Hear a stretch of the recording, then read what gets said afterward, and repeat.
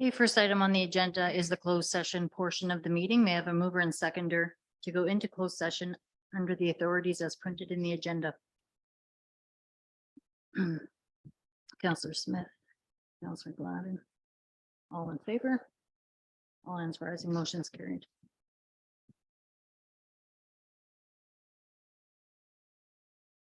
Okay, rising from closed session, council approved the June 19th meeting minutes of council and discussed personal matters and acquisitions or disposition of land in closed session.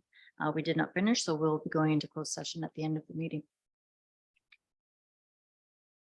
Time being 7:01, I'd like to call this meeting to order. First item on the agenda is the traditional territory acknowledgement, followed by a moment of silence. Council of the Township of Red Rock hereby acknowledges that we are on the traditional territory of the Robinson Superior Treaty and that the land we gather on is home to the Red Rock Indian Band, the Nishnawbek, and Métis people. Administration advises that there are 2 additions to the agenda under reports from committees, boards, or agencies regarding the minutes from the Committee of the Whole meeting held this afternoon, as well as a bylaw for a zoning bylaw amendment bylaw. Do any members of council wish to make any amendments to the agenda? Okay, seeing none, can I have a mover and seconder for motion to approve the agenda as presented?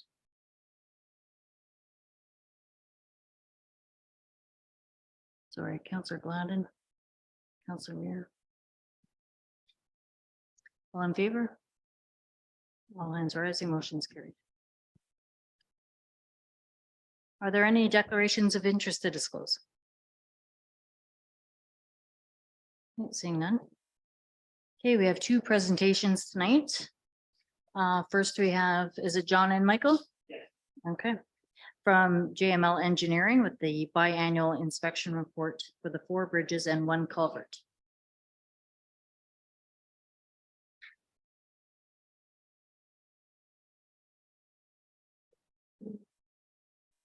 Hi, John. Oh, The button, when you want to speak, you'll see it turns red up here. Okay.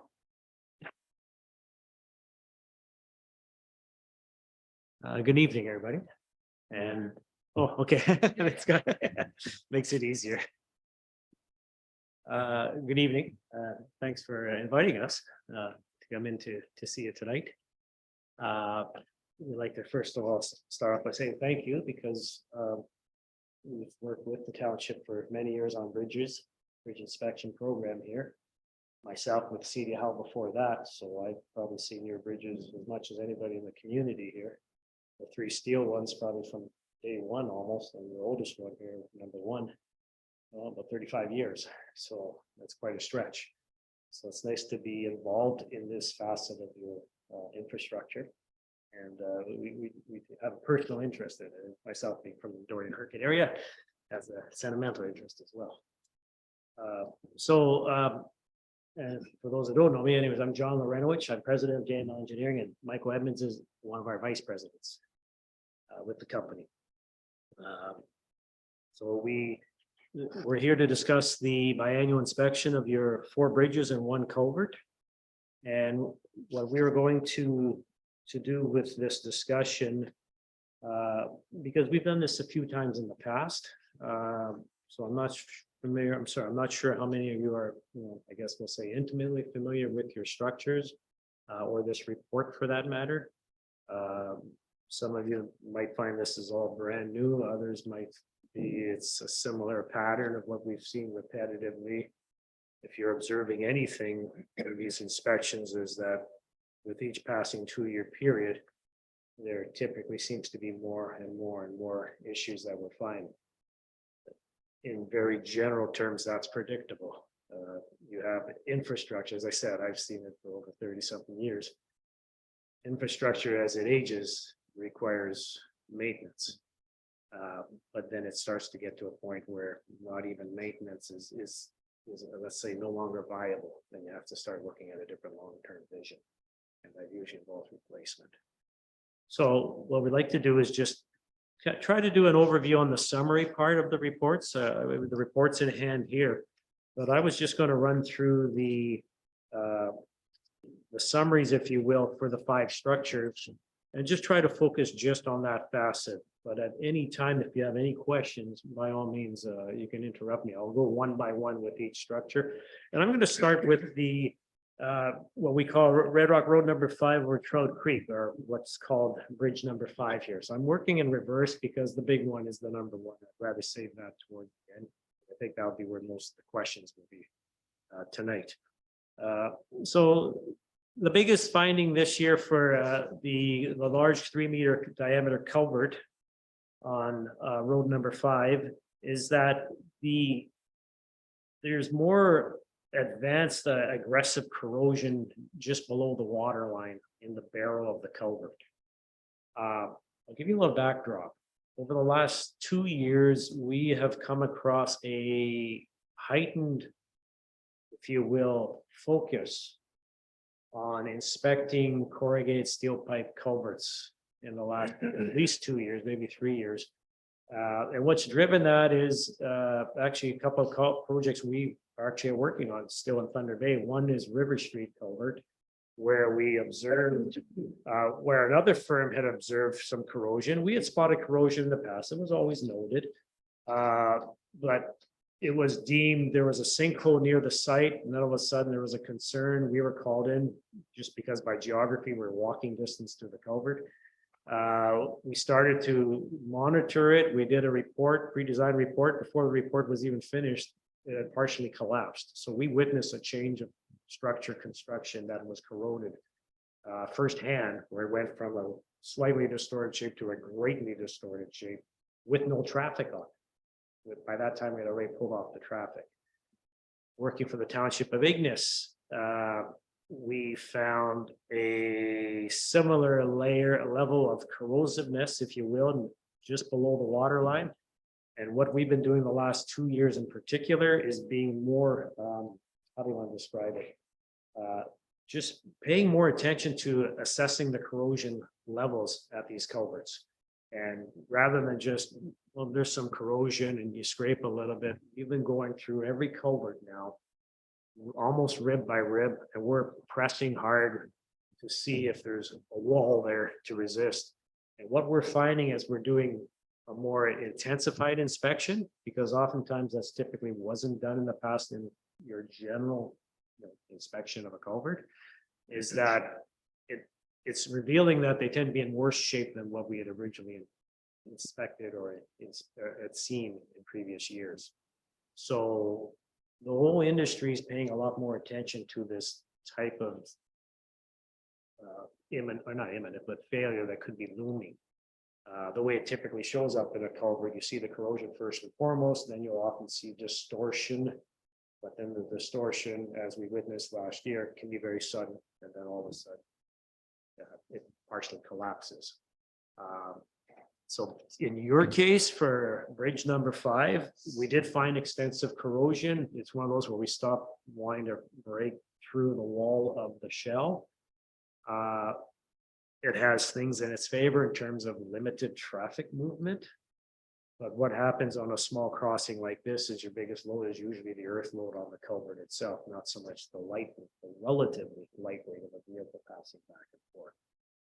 So we're recommending that this current culvert, and this is more based upon what we've witnessed in the last few years on culverts per se, we think it should be on your 5-year horizon for replacement.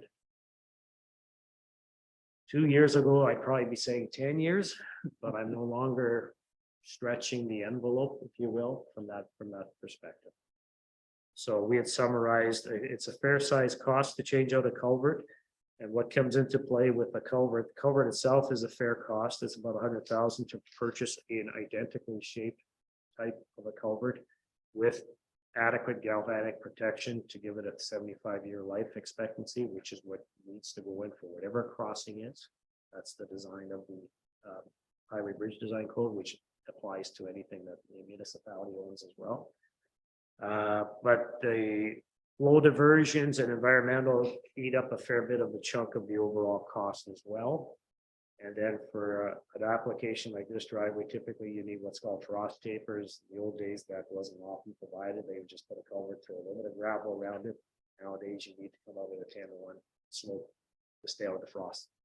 So we came up with an overall number with engineering contingency of about 378,000.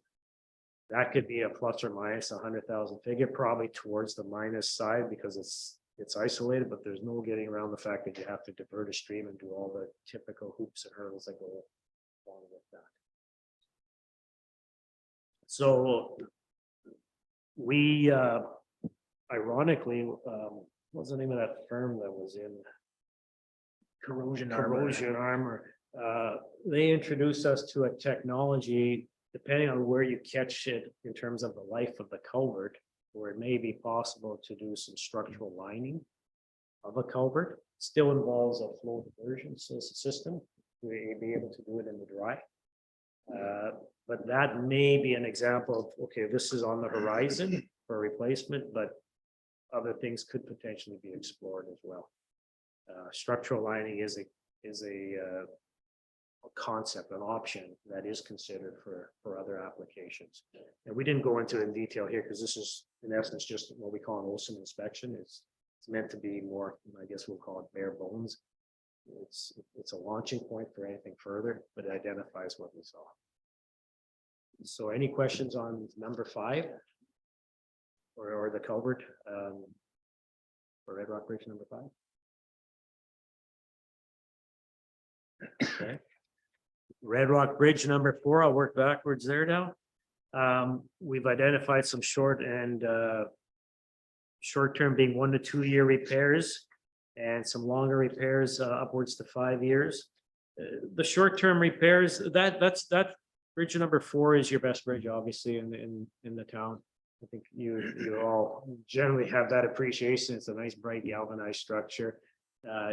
Its major visual deficiency, and it's a riding deficiency, is that little, call it a ski jump or hockey stick shape at the end when you cross it. Everything beneath it appears stable and solid in terms of load distribution. It's just that there's some type of movement occurring at that intersection, if you will, where the approach slab sits on top of the bridge, that is freezing and thawing, moving up and down. It does not appear to have moved significantly since a few years ago. We just compare by photograph at this stage. We're not taking survey measurements or anything, but as long as everything's intact and stable with the bearings and the load distribution, if you're comfortable with the bump, we're comfortable saying you don't have to necessarily raise and level it. But we have identified that as a longer term answer in our report, which is where we say 5 years. And to reset and re-level everything would probably run you closer to 50 to 60,000 to take that effort. There's a fair bit of effort there to temporarily hold up a bridge, to shim it, to regrade, to reposition the bearings, and then set it back down at the proper level. So that's more of a longer term suggestion. Short term, there's just what we call some spot repairs, taking gravel from deck and bearings. Some of this can fall under maintenance. Maintenance generally would be anything you feel you can do with local force. You can take upon yourself. We like to always recommend keep gravel off the structure because they're not meant to. It's not about cleanliness. It's about keeping things from accumulating there that can in turn start to grow, which will in turn lead to corrosion. So if it's kept clean and bare, windswept, the durability improves greatly. Rotten timbers, wearing surface timbers. I mean, that can also be switched out by the township if they so choose. That's simply, we have a rotten timber, take it out, throw a new one in its place. A couple of sections of curb are damaged. Again, removing gravel, and we prefer it because you should be doing it anyways. If there's the proper signage is not in place, if we ever see one missing, we always highlight it. So if you see signs up 3 out of 4 corners, that means you're missing one on the 4th corner. You should be putting a similar one up there. So that's it. So short term, about 20,000 of short term repairs there, with the biggest one being 14,000 of that being replaced steel beam guide rail at approaches. And this has always been a topic of discussion because by bridge code, you're supposed to have the guide railing leading up to a structure. It's there for the safety aspect of the crossing. Whereas if you're on an M&R bridge or a side road or a back road, you don't need that railing, other than you just need something to show that there's a structure there. It doesn't have to perform like a safety rail. So when you see a crossing like this, there's only one place, I believe, on the opposite side. I'm not even sure what's on the opposite side of this now. One that had burnt down in front of it. But it's perception would be it's hardly used, which is why sometimes it can be discretionary if you elect to not put the guide rail up to lead up to it. But truthfully, from a municipal and MTO level, you should have these railing approaches at the four corners, and they should be set at the proper height. And that's been a common theme we've had on a couple of these other reports. So that's it for bridge number 4. Sure, please. So in your significant findings, exactly what you're talking about, it says there's impact damage on the steel beam of the guardrail. Is that, do you know what is causing that damage? Is it us with snow plowing? Is it vehicle damage? What? Well, I've noticed I'm that's. not gonna, unless you want to comment, but typically it's a combination of things. Snow is often the culprit for sure. Like that's Oh. probably the first thing you think of. Well, first snow you think, and then snow plow, blade directly striking. Those are your top two. And then beyond that, it could be a vehicle as well. But I know snow can often be deemed, a wet, heavy snow can often be a culprit. That's a very difficult thing to not inflict damage, if you will. I mean, we just put a railing system up on Boulevard Lake, and they're using plows to remove the snow off the dam. And we're just waiting for the day when some of this nice decorative railing becomes damaged, and then they're going to say, well, what can we do? And all we can say is a better effort to try not to press it upon it. But you have to plow, you have to make it safe to cross, and you may inadvertently inflict a little damage along the way. That happens. What that really means is if you damage a section, we generally say it's okay to leave it, but we ask you to switch it. But if it was there 2 years from now, we would just still be putting it back. Because it's meant as a prevention member, and even though it's got an impact damage, there's still lots of tension capability in the rail that connects to the next rail. But a purist would say it's damaged, should replace it, and we have an obligation to respond. Bridge number 3. I don't know. Could use a paint job. The Buchanan Road Bridge. This one continues to have a lot of little headaches, if you will. Probably the best way to put it. We have quite a list of deficiencies on our construction cost summary. Wear surface planks, removing gravel, tightening some bolts, more loose bolts on the guide rails. So some loose bolts, a few missing bolts, cotter pins that hold transoms in place, transom clamps that also link the transom beams that are the beams, the cross beams on the bridge. There is one, we stretched this one up, but we picked it up on this one, replace severely corroded stringer sets. Do you recall which spot that was? Well, so 6 years ago, we had a construction project at that bridge, and we replaced as many as we could. We got them from the MTO. Yeah, that's right. So these are the ones that remain. So we have to put them down, but at the time, those were the best ones, right? We could keep them 6 years ago, but Now they've advanced. they continue to advance. And so we have to list them for replacement. They're random throughout, John. There's no Yeah, there wasn't specific just one area. area, so- yeah. So that one's of the 27,000 before the taxes and everything, or the other stuff, that represents about 2/3 of the cost of just the corroded stringer sets. Now that is important because they are structural. Each panel's got a lot of these little shallow steel beams that in essence, let's say corrode. It's like a big checker plate that's no longer there, sort of thing. So it's important structurally to be on top of those. And the rest is gravel, a redrive pin at the bearing. That's important because if the pin falls out, it's like you hook these things with pins, and if one pin's missing, it's just now, it's flimsy in essence. So I mean, I didn't word that quite properly, but it's in a weakened state. Vegetation around signage, that's just typically we do that. You need visual, these signs are there to be visually apparent, so you gotta make sure they're fully unobstructed. Place some sections of curb and hazard marker signs and shim some offsets. The offsets are the timbers that hold the guide rail. We call those offsets, so the spacers in between. Every now and then, whether it's snow plow or just expansion contraction, they soften, they rotate, they just gotta be drawn vertical to reinstate the original design intent. So that's what's required there. About $40,000 of repairs. That includes 17,000 directly towards the stringer sets replace.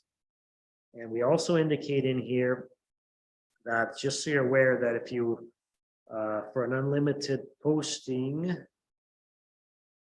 $72,000 is required if that were ever desired. And that's unlikely. Yeah, that came about, I'm trying to recall now, 10 years or so ago, when M&R, maybe more than that. A directive, what they found with these types of bridges is if you didn't have the proper number of these steel transoms or cross beams, well, what was always deemed 2 was sufficient became 4 after further review, historical review on the performance of these bridges. So that's why we've been indicating them in these reports. You're under no obligation to have to go that way. If you can, anytime, if you can live with a low posting, if it serves your needs, so be it, but recognize that it also tentatively restricts you to some capacity if larger vehicles ever need to use that crossing. Right, so that's the reason why you have a load rating on that bridge and bridge number 2. Yes. I know I could probably ask this question at the end, but we're 3 bridges in already. When you're doing your report, do you also review our previous report as well for comparisons? And with that, I know in the previous report I've read it and compared the 2, they seem very similar. In your opinion, do you believe that the deficiencies maintained and were not corrected from the previous one? Do they look like they're just carrying on?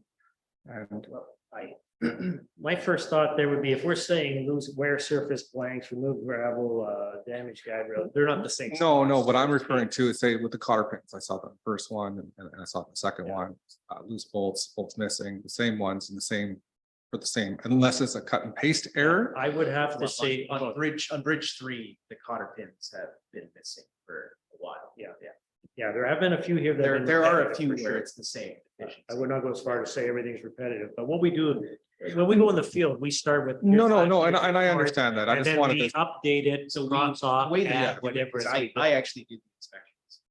I haven't done it since 2013 for you guys. It's been Yeah. 10 years. I figured I'd come out and do it. I oversaw a few other engineers in the past couple of years, but so what we usually do is we have this in hand, and the first thing we do is check all the existing deficiencies. Are they still there?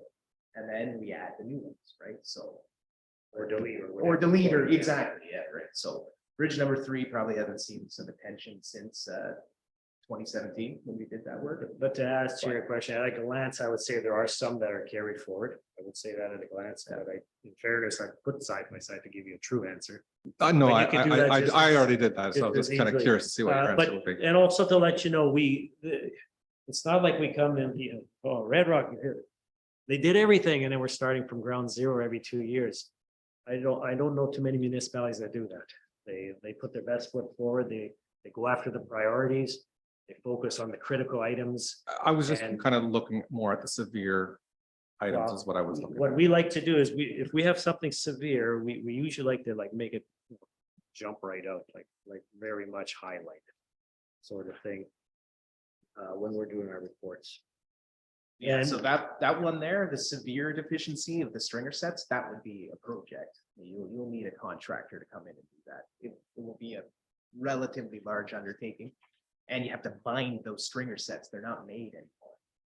The MTO might have some bridge contractors might have some, like the Sharp Group comes to mind. I speak to him fairly frequently. He does have parts, so he'd be a shoo-in to do the work for you, but you would know if that work was getting done, 'cause it would be a project. Okay, I go ahead, sorry. In comparing from the last report, under your construction cost, you had replaced 4 sway braces.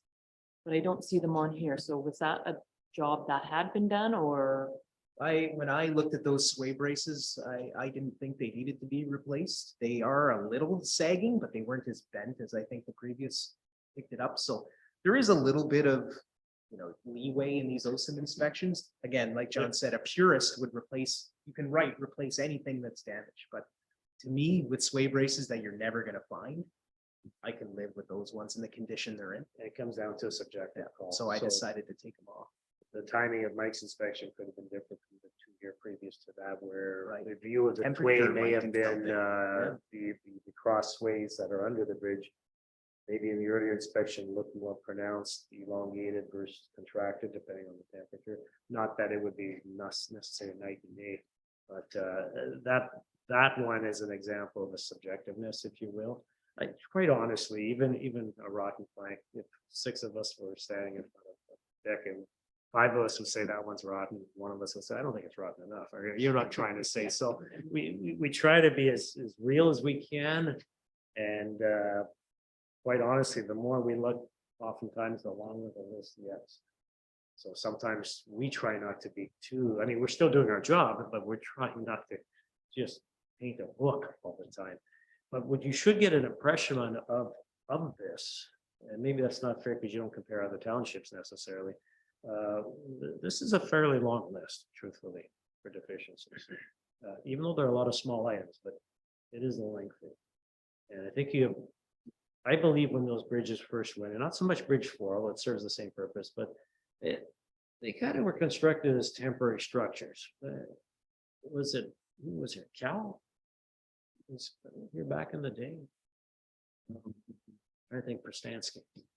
Right? And I think they went in while he was here, if I'm not mistaken.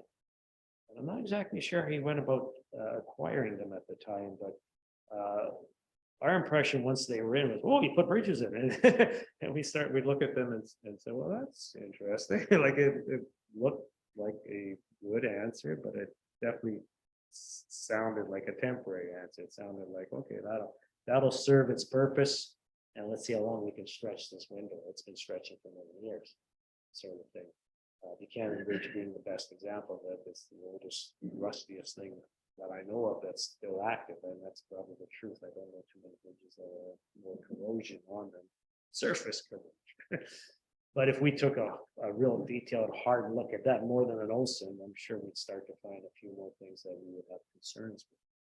So we look at it pictorially at a global level to see how it's performing, and if it starts to look, okay, that site's really starting to get a little excessive in our eyes, then we might start to really button down a posting. But not to strike the fear in you about that bridge, because the trusses are generally fair.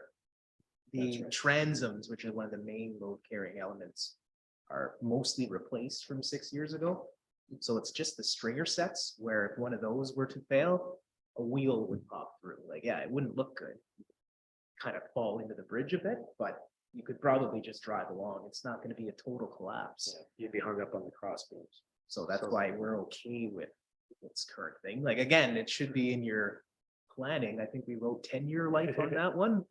And I'd say that's fair, but its day is almost near for sure. We'll talk about the overall thing after too. Right. What earlier talks. Okay, so if Red Rock Bridge number 2, your bypass bridge, this is on Red Rock Road number 1 over Trout Creek. This one's probably in the middle of the road in terms of its overall bridge health, if you will, compared to the other 2 modular bridge.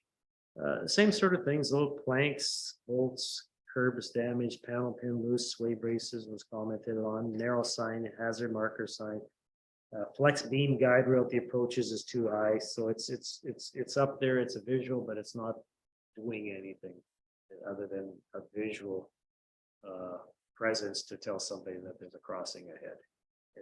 It doesn't offer a real measure of protection if a vehicle were to run into it. A little bit of erosion at the embankments. So we recommend various repairs. The two key rail items that represent the biggest, or three, I guess, is replace the guide rails at the approaches. Again, they're just way too high. So they should be at, I believe 530 is the dimension from the top of shoulder to the center of the guide rail. That's where they're supposed to be in terms of elevation. They're supposed to be at a proper length and a proper end aerial or termination point, depending on the design. So there's 12,000 estimated for that. And then the guide rail across the bridge, it should be run across the bridge as well. Again, you look, you've got a truss bridge, people are careful, the curb helps, but by rights, you're supposed to have that guide rail going across. That also helps protect your bridge. The Yeah, guide rail, hit the guide rail, not the truss, right? Supporting everything. So there's a fair bit there. And then with the embankments, we estimated an area for embankment slope protection, and we threw a unit cost against that, and that's where we have about 15,000 for that item. That was a decision of its time. Now, that's not to say, you know, whatever flooding, whatever high waters have occurred in the last 2 years may have been a tipping point to which this was deemed necessary. Yeah, that looks like This some time new erosion this year. So with that bridge, with everything involved, contingency move, demove is about 75,000 for that one. Generally in good shape though, quite honestly, having said all that. The guide rails are, you know, they're not the bridge, they're the guide rails to protect the bridge. So. And then we go to the primary one. Bridge number one. The bridge number one is an example that the more you look, honestly, the more we're going to find. Just because there's so much there. There's so much there on an aging timber structure. It's probably the simplest way to describe it. It's an aged timber structure. It has not been neglected. It's been repaired periodically, reasonably routinely. There's been some reasonable investments to extend this life as we've moved along all these years. But what you're probably noticing, or may not notice directly without looking at some of the history, is that it's progressively, the costs are getting more expensive.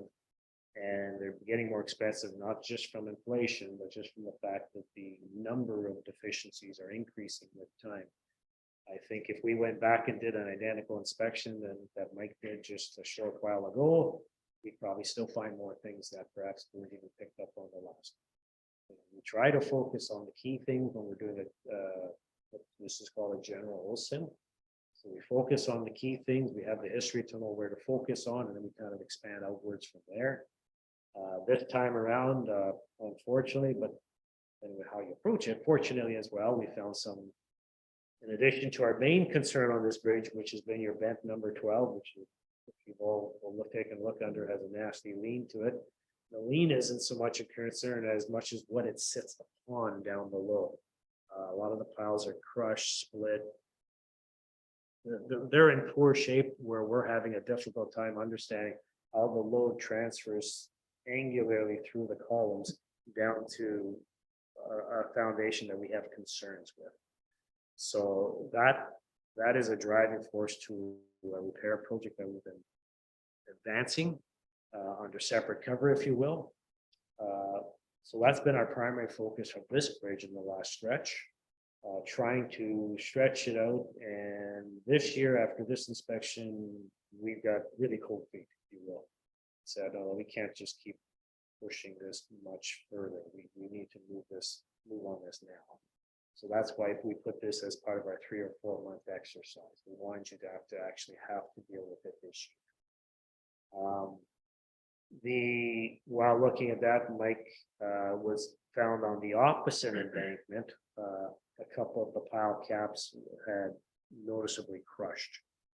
Now that could have been a simple progression of what we saw 2 years ago, and in his judgment thought it was enough, or it could have been a heavy load recently might have done it. I'm not saying that's what happened. I'm talking about a heavy, could have just been a lot normal logging truck or anything like that. These things, when they're soft, they just suddenly yield. You don't see it by the naked eye. You test and tap for, okay, there's some rot there. But again, under a normal OSIM, you don't go very comprehensive inspection. You some stuff becomes follow-up, more detailed inspection work. Like, we spent 4 or 5, how many, 5 hours this time on the site roughly? To do the inspection. If you do the next level of inspection, called enhanced, you're probably 2 days on site. So you're touching every nut, every bolt, every nook, every cranny sort of thing. So we found a few things on the other embankment that gave us concerns, because with the timbers, the pile caps, with them crushed at a few 2 vents, we have concerns about the integrity of what remains. So then we thought, okay, if we're gonna have to deal with this other problem on the bent 12 side, it's a natural fit to tie the 2 together. We can pull that into the same time, and that's why we recommended it as part of this overall.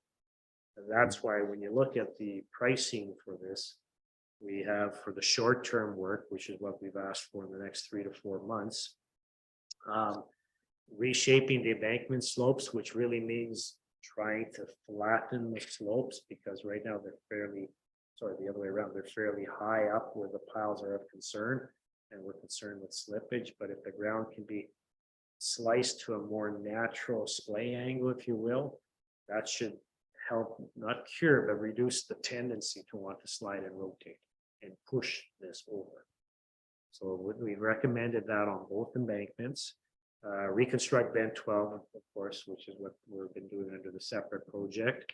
The rotten pile caps I just spoke of at bent 5 and 6, we've carried that on the south embankment.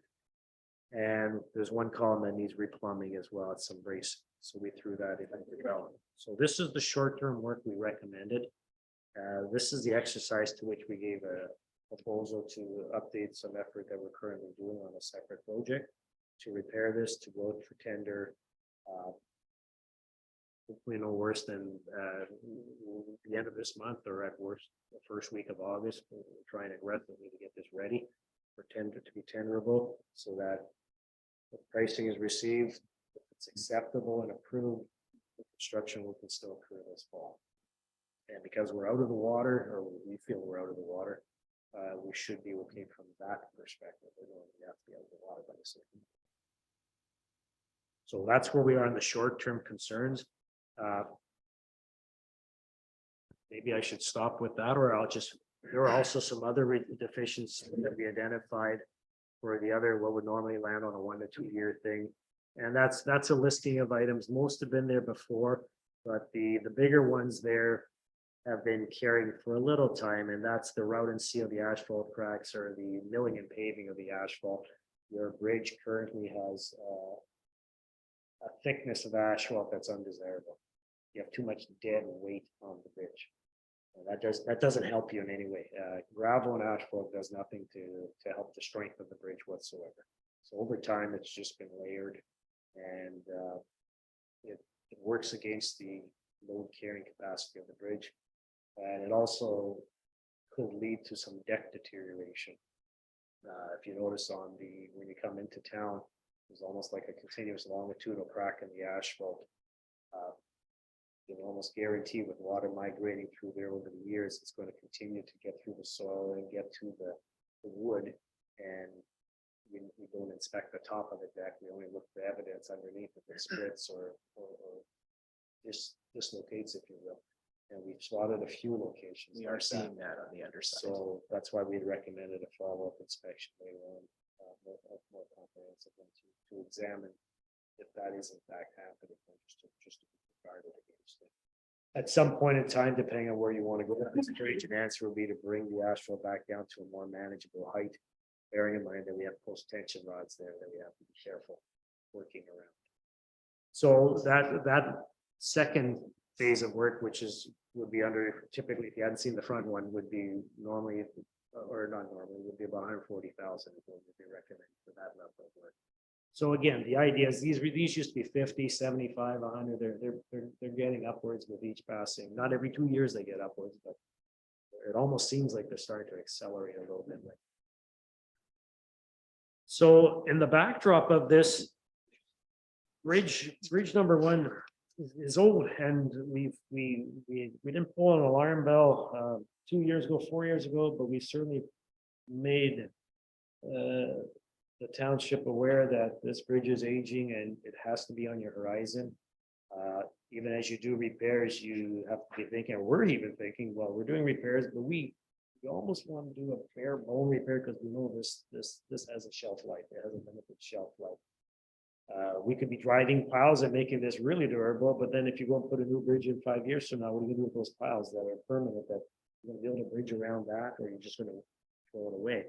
So we think you'll likely throw it away, so let's try to build this, fix this, and try to keep the costs down as we reasonably can. So we're not saying it's a Band-Aid what we're proposing, but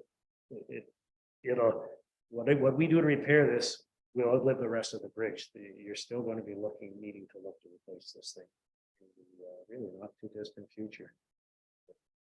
I would be giving some thought to sourcing potential funding for future opportunities for this. And making it part of keeping it on your horizon. Bridge number one, where are we going with that this year? How are we looking to chase that? That would be my general thought on that. And then back to the other three bridges, there was always some talk about having just one bridge, but maybe constructing a road along the opposite side of the stream might be more viable when you just pull out the other two structures. And some talk, not so much suggestions, but maybe buy out if there's only one or two people on the other side, or not so much buy them out, or if they were to pass away, maybe acquire the property and then you no longer require the cost. These are things that have to be thought of. Or a study done with public input and all this to determine a long-term direction. So that was one of my questions, like, because you mentioned at the start they were temporary. So you've been asked to do that study before, so that's. It's come up, it's come up in discussion like this, Okay. and it's never gone further. Okay. But I think previous councils had perhaps talking to maybe a contractor in passing or whatever, well, it might have cost, it's just some legwork was done, but not by us, like not us as a consultant Right. per se. But that was one suggestion that, well, I can build a bus or access road for whatever along there, so many dollars a kilometer. How much is it for a new bridge? Right. Maybe that is viable, makes but then sense, yeah. that's if you need to provide access. It gets back to what's on the other side. So there's all There's a that few options there. to think out as well. Yeah. So Well, it's nice to know that I'm glad you brought that up, because Yeah. really that's those bridges. So then my other question too was, have you ever provided the township with, here's your monthly preventative maintenance, here's your yearly preventative maintenance for the bridges, here's the list, go do it? I say no. No. When I say no, let me rephrase that. We've been asked before, well, which ones of these are maintenance? So in that regard, I may have sent an email to saying, I think these can be maintenance and this could, so I shouldn't say formally, I didn't put a letter or we didn't put a report together to that, but we have communicated some suggestions in the past. And quite honestly, it depends on the community.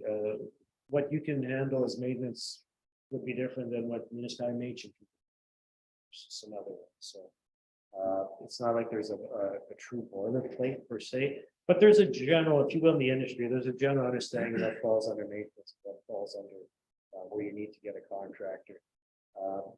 Anything that, quite honestly, is deemed rudimentary, if you will, can be deemed maintenance. Very simply put. If it seems like it might be maintenance, you're not a bridge expert. For me, it's just point of view, but if it seems, well, I think I could, I could rustle up a few people and we could sweep off the bearings. That should strike you that that's likely falls under maintenance. Sort of thing. But if you're doing something, I got to change that piece of steel. Oh, okay, that. I know a lot of us guys think we can do anything, but quite honestly, that's best left for the trades, because when you're doing something that's part of a structure, it's structural. You don't want to touch that without an engineer's input. Right. And then my final question was like the bridge. So like, what is a realistic date for this bridge to be replaced? And should we be worried about exceeding the loads that go across that bridge? How worried should we be about allowing the loads to be Okay, exceeded? so the first question, well, we I better watch what I say, 'cause wrote we 5 put to it 10 years. we've got 5 to 10. years. And I think when you correct the bent problem and address the crushing problem, that's well within the horizon. And 5 to even- 10 years, and if you keep doing, if you Keep- were to commit to those Keep repairs. committing to the and then repairs. A little more repairs, a few more years, that can stretch that window further. I recognize that you're paying more and paying more and paying more. And if you start to do something like a cost analysis, a forward cost analysis, it may not. Yeah, I can stretch the bridge 20 years, but I'll spend 3 million in Well, 10 maybe- years. And maybe Where- that's where's what the we tipping need. point? Maybe that's what we need from you is a document that says, hey, you can keep patching the bridge. Because when we don't, obviously are never gonna have this money to replace it. We have to go and ask, the province for it, the federal won't do it, but the province for it. So for them to look and see and have a document saying, well, we can waste $4, $5, $6 million. We can keep raising taxes in Red Rock till everyone's broke, or we can fix this bridge, fix the problem, right? Because I mean, if we start putting, if all the plans that are in the air right now happen in Red Rock, like. And again, this leads to my question, how worried do we have to be about this bridge with the loads going over? Can we have industry in this town again right now? Well, right now, that's why we, we're, if you will, sticking our necks out a bit per se, as far as we said 3 to 4 months, we could have said immediately. And I don't think too many people would have disagreed with that, other than been upset. But there's, when we look at this, and even as we're saying, we need to this next 3 or 4 months. We're at a point with, just with this bend. Remind the other rest of the bridge, because there's 16 bends, but this bend. We're running out of where is the redundancy where the loads get here, regardless of what that load is, where are they going? How do they get from here to the adjacent ones when there's no path for the load to get there? So once 12 is fixed, there's a lot of hidden gems everywhere else. So the long and short of it is by math, we're doing things by the book. That says that based on what we see, you can continue to use it to the low limit that we are suggesting, unless we find something else. And this is the type of bridge, as an example, and I think we put in our report, sorry, it's top of my head, I don't recall if this was a report, I think it is though.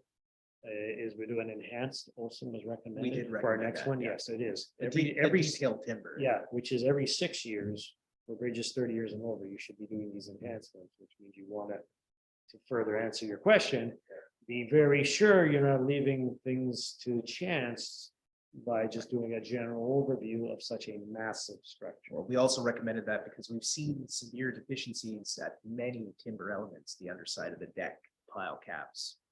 You name it, we've seen deficiencies, and so we should get within arm's reach of everything. And part The of the deck is high enough up that you can only do so much with a regular OSIM. And so it's pretty good, but it'd be nice to go and tap the area that we're concerned with, right below that crack in the asphalt. Part of the problem is it's a timber bridge. I mean, nobody puts timber bridges back on. They just, other than specialized woods for girders, things that are treated 100% penetration through laminated sections, that sort of thing. But beyond that, timbers crossing there are meant for camp. I'm not too sure if you said it and I might have missed it and I'm not too sure if Councillor Muir asked it. But with the state of Bridge number one now, do you believe that the posted weight limit is accurate? Or would you say that should be reduced until bend 12 is corrected? That's a very good question. The load limit is not based on bent 12. So say that. Yeah, for now, the load limit is based on It's the based on the calculated deck. strength of the deck over the span with the load in place. So, The asphalt. I This- know you're this- talking this around is it. The timeline for, well, it's not so much, no, but that's a fair way to say it. It's to question it. We feel with the monitoring has been the key that has allowed this to stretch to where it's stretched to. We did the same thing for Dorian. The monitoring was being monitored, and then when it reached that progression of what we'll call a point of no return, we had to act.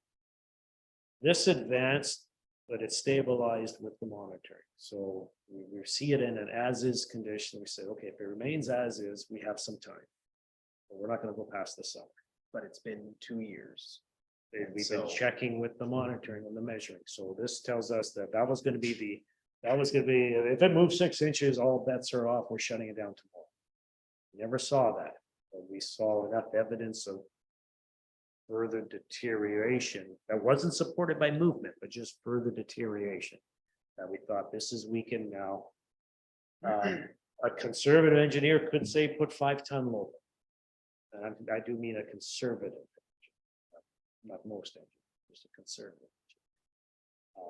We feel that as long as it looks like it's not moving and the loads are finding a way to translate down that perhaps just aren't visually obvious, but they are working, they're clearly working. I mean, we watched vehicles for 10 minutes before we came here, just watching the bridge's response, watching to see if anything's doing anything unusual. We're comfortable with what you have, right? And that's just our professional. And that's really what that is. It's just our opinion. Well, But we're we relying didn't on you want two to this get to that beer go- truck across, eh? But we didn't want this to go That to a beer point. truck's the heaviest one, I think, that comes across, and we're relying on you guys to make sure it keeps coming. Oh, yeah. What was I going to say? Our bigger concern with the deterioration that's occurring isn't so much the vertical load as it is the substrate, the soil, the freeze thaw, the expansion, contraction of the clay soils up against these piles that are causing it to laterally shift. And further aggressive deterioration of the tops of the piles. Those are the two key things that we're of concern with of this particular thing. Which one is first? Just so, and with the way the bridge is right now, if there was a flash flood that came down that river, for whatever reason, the water rose 12 feet and it started pulling away from the shorelines. Is that enough to do it for that bridge? No commentary. I gotta shut this off. Yeah, because there's, I mean, there's a whole, but that's like really that's the thing is that bridge is it's, you know, I honestly don't know. I honestly don't. If it eroded soil, if it took soil away, which means that your piles are now more spindly because they're longer exposed, that could be the tipping point. Yes, I would agree. That could be a tipping There'd point. be a concern there. There would be definitely a concern, no different than when you had the floods, well, not you, when there were the floods more west of us. We were in Ancient, I was called there just, like a week before the water even receded, and I had to give an opinion then and opinion after. But we were looking for evidence. We understood cause, we understood concern. But when we went back and examined, and they had clay there as well, we were comforted and pleasantly surprised to find that there wasn't an issue. We thought for sure that Wolf River was not even a meter under the bridge when I reported to MTO earlier this summer. And I was amazed there was no evidence of gross destruction. And we're not comparing concrete steel bridges to this. But from the erodibility perspective, you're right, you don't have that protection with the slope protection that's exposed to soil. And if there's enough velocity with the stream with such a high thing, it could wash away part of that embankment. It could undermine some of the piles or portions of the pile, and it could lead to imminent damage, if you will. But this has always been a problem on the embankments. We've never known, this was part of doing those measurements with what we call an inclinometer on the two holes on either end of the bridge. That was stopped years ago, was to see whether or not we have slip failure occurring deep or shallow, depending on what's happening would dictate whether or not you could put rock on that to protect it. When we made this recommendation to flatten the slope just this recent year or so, I had another geotech, we just brought one in. Just said, I want your professional opinion with what you see. And he felt that there'd be low risk to try to flatten the slope to maintain its initial intent. And if you would put any weight of any material anywhere, you put it towards the toe side of it to stop it from going. So that's kind of the concept we carried with this to help buy some garden protection. So 2 questions. Right now, the bridge, you said it's fine for, I believe the maximum loadage is 55 tonnage, right? Would you then recommend that we do not exceed that? Yeah, by rights, you should never, Never. well, when I say you, whoever's driving, Well, yes, yeah, It's the driver's. it's no different than a sign on the highway. You have to respect what it says, and you're obligated to. You just are obligated as a driver to follow what that sign says. The load posting should be followed. Okay. That is in essence what it is. If there's cases where heavier loads are being considered, those loads should be, they could either be examined directly or methods done, means done to which the distribution of the load doesn't exceed that number. That load There is based on. there are certain special axle trailers spacing on and stuff certain like that. trains. You can get heavy loads across with different, like you said, access spacings. We do it at Keeper Terminal. We had 1.3 million pound object lifted off a ship. And the way we accommodated it was we needed a rail car with 24 axles instead of just 6 or 8. And so there are ways, but that's usually the person bringing the load in who's knowledgeable, who can read a sign that says, oh, I'm heavier or lighter. If I'm heavier, I've got to do something special, or I shouldn't be using the cross. But that's on that party. Okay. And- You're doing your duty by posting. Okay, so then my second question is, these recommendations that are for 3 to 4 months. If their township doesn't go forward with any of the recommendations, do you have an obligation to come back and look to see, or like what happens after 3 to 4 months if we haven't done anything? Well, at the very least, if there was like a milestone date, we would have to re-examine, and if we felt still uncomfortable with, meaning, okay, we thought this was our line in the sand, we would have to consider putting some meaningful level of posting until corrected. Yeah. And what that would be again, engineering judgment. A lot of, pretty much in my entire career, I guess I'd have to say, I've seen 3-ton, 3-tone, 5-tone, and 10 tones typically assigned for temporary low postings on crossings that are questionable. Even if the low strength is somewhere in between, that's just the conservative off the hip. It's hard to tell you the strength of a shattered, twisted pile. I mean, We know it's working, but it's working. I'm sure there's theoretical ways to determine it, stress gauges and all these other things. I think that's overkill for this situation. And I don't even know if that would be very conclusive. So a lot of it is just engineering judgment at the end of the day for some of this. And we're trying to compare with as much of our experience. Are there any other questions or comments? Sure. Go ahead. So I wanted to just kind of follow up on the load restriction, guys, because we do see situations. We saw them recently and spoke to you about them on getting, there is times we have to bring a vehicle over. That decision is made at this level. And it does happen. We know that. And in discussions with you, recently, right, and on bringing that over, and it was kind of a little bit of a different answer. I just heard somewhat, from you, and I just maybe wanted some clarity on that, or to provide clarity, because under no circumstances as a municipality are we there with a scale, first of all, right? And I guess ultimately, council could direct to have nothing over that bridge, and then that would be the ultimate way to stop that. But in saying that, we have somebody come over the bridge that we don't know the weight of that vehicle, or that vehicle. It could happen all the time with 2 vehicles going at the same time. If you had a dump truck going one way and a dump truck going the other, you're technically over capacity for that bridge. So just, I guess, some final clarity, is the final recommendation now that nothing how do I know as the CAO of the community that something is coming over the bridge that's too heavy? You don't. Can I answer this? But if you want to take I'd a love to shot. answer this. Because I know the question came today, and I feel like That's we an need important question. an answer to it, because I don't know if the answer you provided was the same answer I was provided, I guess Okay. is what I'm So saying. we provided that posting in 2009. It's actually before my time, but I've seen the analysis. So that sign is based upon the Canadian Highway Bridge Design Code. We analyzed the bridge in accordance with the Highway Traffic Act. So that is the law that's posted there that we provided to you. So whatever it says, 20, 35, 55, or whatever the number is, that's what we can determine using engineering calculations out of the code. So when you post that sign, it's the driver's responsibility to heed that sign.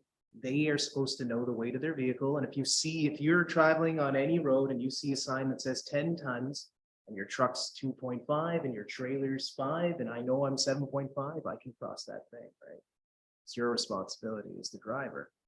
You also mentioned 2 trucks going an opposite way. The way that the code works, this bridge is wide enough, I would hate to see it, but you could have 2 trucks that are at that load limit on that bridge. It's just the way the load is distributed. Okay, so I would say that the Canadian Highway Bridge Design Code dictates that sign, and theoretically, if you exceed that, you're exceeding the capacity of the deck. It's based upon the strength of the timber deck, post-tension, that we recently just redid in 2020. So that's the answer. Anything more than that, you're just eating into we have live load factors, dynamic load allowance. There's a whole bunch of factors that we make sure things are stronger than what they need to be, right? So that it doesn't collapse or break under a heavy load. We have some private clients that have private bridges. And they've contacted us in situations where they have a concern where somebody's coming onto their private property using a private bridge to see whether or not that vehicle can theoretically safely cross their bridge. But that's a different circumstance from a private versus a municipal, because a municipal, you've posted a legal thing that says this is what they're accepting. Somebody breaks the law, you're almost saying, well, what do you have in your powerhouse or wheelhouse to prevent that from happening, short of policing it or enforcing it or having a scale set up or showing your papers before you cross or something along those lines, sort of thing.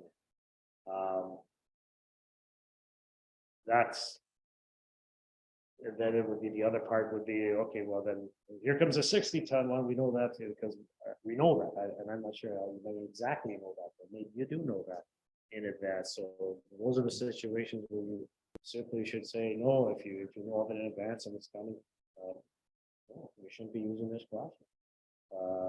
Or if you're going to use it, get an engineer to check it, or if you're going to use it with an engineer probably again, find a way to distribute the load so that it imparts less stress than it would for an acceptable 55-ton vehicle. I'm not sure if that's exactly along the lines, but ultimately, first and foremost, it's the driver. First and foremost. But on your side, if you're not as comfortable, say, as we are, of maintaining or holding the status quo, if you will, as far as the current load posting, I mean, that's also a measure of what we've suggested. What we say is taking a level of risk or a level of responsibility to try to get this addressed in a short timeline to stretch it out. The backdrop is, if this can't happen fast enough, we are going to have to be very conservative and put a conservative load rate. Yeah, that's a simple paintbrush answer on the whole thing. Right, and recognize that the load posting, I don't believe accounted for that thickness of asphalt. So that would further eat into the load posting, and then we do see deficiencies at the underside of the deck. It's not accounted for in the load posting, so there's a few things working against going above that load posting. Like I say, we design things with factors. So what's happening in reality with a heavy load is you're just eating into that factor of safety. We have a factor of safety of 1.7, maybe this thing crosses, you have 1.3. That's what's going on here. When you post something, if it says 55 tons, 55.1 tons is not the bridge going to fall down. Depending on the matrix of the structure, I won't name the place, but I already give you a hint. The object that, when the object is set onto this particular structure and carried away, it's 3 times the capacity of the structure. That would scare a lot of people, but mathematically it works, believe it or not. But there are other things at play that help distribute the load. We look to see where the load gets shared, how it distributes. Timber doesn't distribute it as well because timber is limited. There's only so much length. It's hard to get past one timber to the next timber on nails or anything like that, or a lap splice. So it's hard to distribute load to get that nice comfort feeling of sharing versus concrete. Concrete can spread out like a ladder, like a diaphragm. You get a little more load distribution that way, so you get the subliminal benefits of concrete versus timber construction. And their post-tension deck, it's close to that, but not as good. But back to your other question, yeah, I'd say if this is not going to advance, we would then have to, on our part, take a hard look. We'll take another close look and then say, okay, let's pick a number. And we would look then to recommend a temporary load posting of whatever we would come up with until a further direction is being considered. Well, I And if that just direction want to is- state that we are doing the recommended hopefully in the fall. So that's, there's Yeah. money already earmarked for that. The So whole thing about we don't want anyone coming and saying that we're not our whole investing thing about that anything was into that just going infrastructure. far enough Right. without giving too long a window, like, it's not like, oh, shut it down tomorrow, but we've been concerned long enough and monitoring long enough that we didn't see the tip that meant that, but we just didn't want to get into the freeze thaw cycle of the next season, which is the substrate, which really has a strong force mechanism, lateral force mechanism on this tippy thing. Councillor Mayor. Yeah, so obviously then, just with the state of the bridge, there, like, the side railings where the tracks go across, that's never going to happen again with that particular bridge. Any rail? The other bridge, the adjacent bridge there, Yeah. Train track. the one, yeah. train, the track bridge, well, we've never inspected it, but it's Okay. not- we've only ever inspected your particular bridge, Yeah, but I at got a you, okay. glance, looking over at it, there's some concerns there. Okay, we'll just leave it at that. Okay. The substrate, there's been evidence of bracing solutions done on that bridge over the years. Okay, So it's no wonder it's adjacent, it's the same soil conditions. Yeah. Greater load on the rail side actually than the vehicle side. Yeah. When it was active. Okay, any other questions or comments? Thank you for the report. Very detailed. Thank you for answering all the questions this evening. Provided us a lot of good information.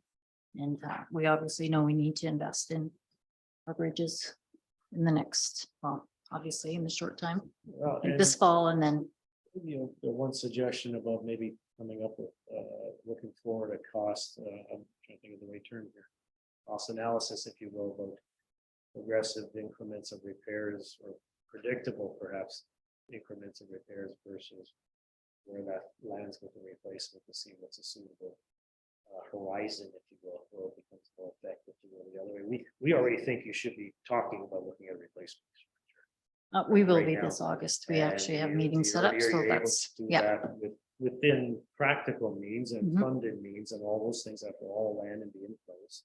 And there still needs to be a study done in advance to design our feasibility study, et cetera, geotechnical investigation.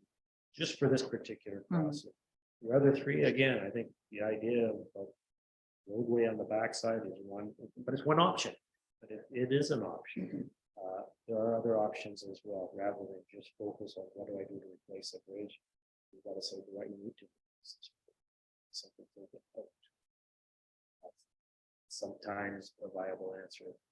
The other things. So we'll be glad to help you in any way, shape, or form with this, because we know this stuff very well, and we've done our best to help you try to keep stretching this as cost effectively as we can. But this number one. Yeah, thanks. I'll be happy to see in my lifetime the day when you have a new crossing. That will probably be a big smile on my face. Okay. Can I have a mover and seconder for motion to accept the biannual inspection of the 4 bridges and the 1 culvert from JML Engineering? And Councillor Loudon, Councillor Smith, all in favor? Hands rising, motion's carried. Thank you very much. Thank you very much. Safe travels.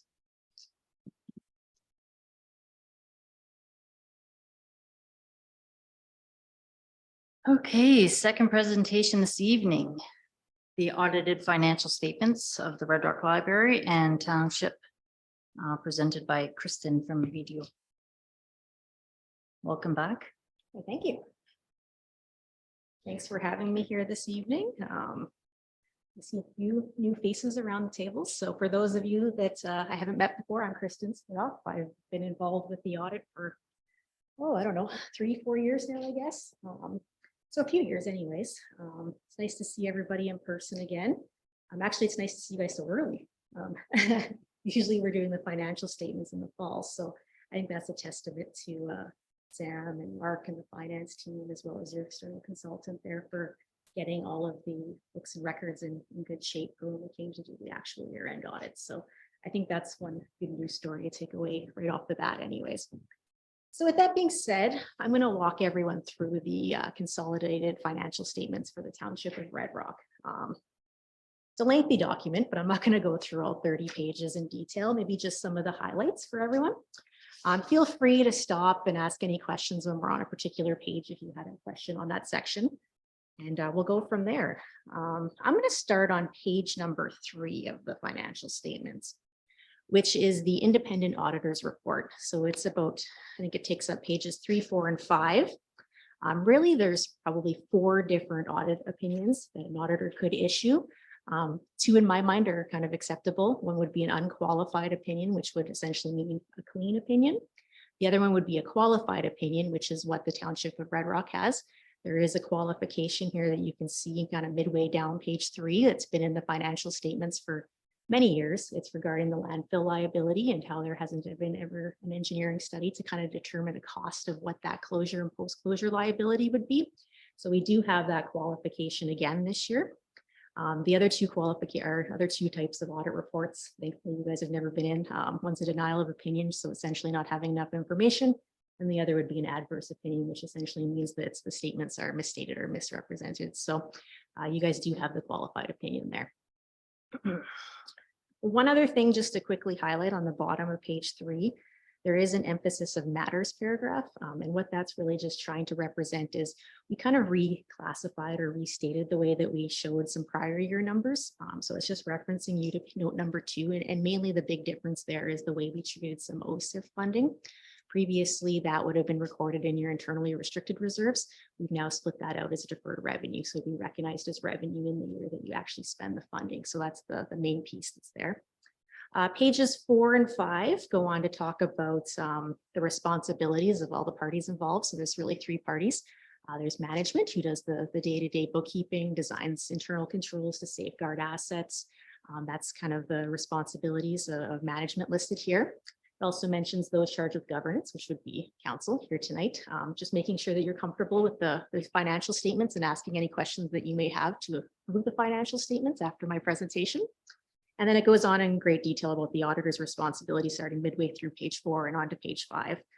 Essentially looking at risks of material misstatements that are maybe unique to municipalities, making sure these financial statements are in accordance with PSAB standards, which they are, and making sure that all the accounting policies make sense. There's no going concern issues. Obviously, with municipalities, that's not usually the concern as we continue on for the most part, but there is some organizations where that would be important. So we kind of have all that listed there in a nutshell, and it will be dated today's date afterwards. So maybe getting into some of the numbers here, they start on page number 6. So page number 6 is the consolidated statement of financial position. So this lists all the assets and liabilities of the township at December 31st, 2022, and the comparative period there for 2021. It's kind of broken into 3 different pieces, and I'll kind of go through them each in order. The first section here talks about financial assets, which would be assets that are easily liquidated into cash. So you can see there the very first item there would be cash. So you'll see that that is up a fair bit from the previous year, sitting at a little over 3.6 million. And the reason for that increase is kind of immediately the line below. You can see the taxes receivable line item is much lower, 156,000 versus 2.3 at the end of 2021. That's mainly very much due to the mill property settlement. So that's all been dealt with. So that's been collected and is now sitting in the bank account. And therefore your taxes receivable have dropped probably to a number that's much more reasonable and makes more sense to the outside user looking at the financial statements. The accounts and grants receivable, that's sitting there at a little over 1.6 million, and that tends to fluctuate depending on what type of capital projects you have ongoing at any given time. So of that 1.6 million, almost a little over 1 million actually relates to the infrastructure projects. So it's either money coming from the federal Infrastructure Canada or the Ministry of Infrastructure for the provincial piece for the water main project that was ongoing in 2022. The previous year is also a fairly large number there, 2.6, but that was the water treatment plant funding that was set up as receivable. What makes up the remainder of accounts and grants receivable, the biggest portion there would be HST rebates that are filed every 6 months. So that's included in there, and some small amount owing from NOHFC, as well as some trade receivables. User charges receivable at 61,000, that represents water user bills. So that's fairly comparable year over year. Inventory held for resale that's sitting there at about 192,000. That would be your vested properties that you have held. That number has gone down from the previous year, as there was, I think, 2 or 3 properties that were purchased in 2022. So that's what that number is representing. So we've got, you add up all of those numbers, we've got financial assets there of $5,694,191. And then we've got the liabilities, so amounts that the township owes essentially. The number that's kind of sitting there right off the bat would be some bank indebtedness that's sitting there at 1.4 million. So that was the 2 lines of credit that were for the water main projects and the water treatment plant, which was actually paid off, I believe, in 2023. So that amount is gone, but at the end of December, that balance was still sitting there. We've got accounts payable and accrued liabilities. It's sitting there about 990,000. It is down about 1.3 million from the previous year. Once again, that ties into your capital projects a fair bit. The majority of both of those for 2022 and 2021, majority of that is capital projects that we're owing to for the various projects. Also some trade payables that are in there too, like some wage accruals, anything that's coming into the office for hydro, heat, all that kind of stuff would be included in there as well. Vested sick leave is there at about 76,000. That's just an estimate that's kind of determined if individuals were to retire from the municipality, what the sick leave payout would be. So that's really just an estimate there. We've got deferred revenue, which is monies that have come in but are related to future projects. So of that deferred revenue, if you did jump to note number 6, but I'll kind of give you a summary, you can see a little bit better breakdown of what those particular funds are. The biggest piece would be the gas tax piece, which is sitting there at about 420,000. There is also a small amount for Employment and Social Development Canada for some accessibility grant of about 45,000. There's some OSIF funding that I previously talked about. There's about 205,000 there for future roads projects, typically is what OSIF funding is for. There was some NORDS funding for 134,000 that can be used towards some bridge work that we talked about a little bit earlier. So there is some money there. And then there's some smaller amounts that are sitting in there, some seniors funds, soccer, that type of thing would all be included in deferred revenue as well. The long-term debt, the 339,000, that's 2 loans from Ontario Infrastructure. Nothing new this year, just continuing to pay down those 2 particular loans. So we got liabilities there of 3,685,235. And you can see there that net financial assets. To me, the fact that that's a positive $2 million is a good news story. There's some municipalities that are in net debt position. So really what this is trying to show you, if you liquidated all your assets, you can cover all your liabilities. So I think that's very positive. That's a positive $2 million there. And then the 2 items that are in the non-financial assets, these would be your assets that are not easily convertible into cash. So by far the biggest piece there would be your tangible capital assets that came in at 33,400,000. That is up a fair bit from the previous year. As I mentioned a few times, you were finalizing off that water treatment plant as well as the water line project is in there as well. A few other things. I think there was a Zamboni purchase, some bunker gear, some other miscellaneous items throughout the year. So that's all included in that tangible capital asset number. And obviously that's 33 million wasn't spent in 1 year. That's kind of an accumulation of everything over the years, and we slowly write it off over its estimated life. So You jump to note 8, I think that by far the biggest part tends to be your water treatment plant and the water lines and everything along those lines. Prepaid expenses and inventories of supplies, that's 64,000. That's mainly diesel and gas at either the marina or the public works office. So that's all in there. So if we kind of add everything up, you've got an accumulated surplus there of $35,474,129. Maybe I'll just pause in case anybody has any particular questions on this page before I kind of jump along. No. All right. We'll continue on then. So page number 7 is the consolidated statements of operations and accumulated surplus. So really, this is showing all the revenues and expenses for both 2022 and the comparative period of 2021. The added addition in this particular statement is the budget as well. So if you were wanting to compare what the actual numbers were, you can see your budgeted numbers there as well. So on the revenue side, the total revenue there is $5,863,243. We've got a variety of categories here. The first kind of section there would be all your taxation revenue. So if you added up the residential, commercial taxation from other governments, your 2022 taxation revenue is about 1.53 million. In comparison, 2021 was about 1.487 million. So there is a bump there from the previous year. We've got user charges, which would consist of water and sewer billings. So that's 391,000 this year, as well as some other fees and service charges that is charged to the residents. It's sitting there at about 176,000. We got government transfers, which would be funding from federal agencies as well as provincial agencies. So the biggest pieces of that, if you went to note number 10, a lot of it is the capital project, the Infrastructure Canada, as well as some of your general funding that does come in as well, that's sitting in there. Other revenue would include things like your permits, licenses, and fines, 162,000 versus 262. The reason for the drop in that is a lot of that was the mill interest on some of that old property taxes. And since that was collected, that has decreased in this particular year. We've got investment income, so anything that was earned on the bank accounts, that's sitting there at about 23,000. As well as you had some land sales, as I previously kind of alluded to. So the gain on that was about 102,000 that's sitting there. On the expense side, we've got everything kind of grouped into segments. So you can kind of see all of that listed there. And your total expenses for the year comes to about 4,314,000. And we've got them grouped into a couple of different categories, and some of them look a little stranger than others, and I'll try to do my best to explain why. The very first line item here, general government, that's the one that kind of sticks out like a sore thumb. This year it's about 889,000.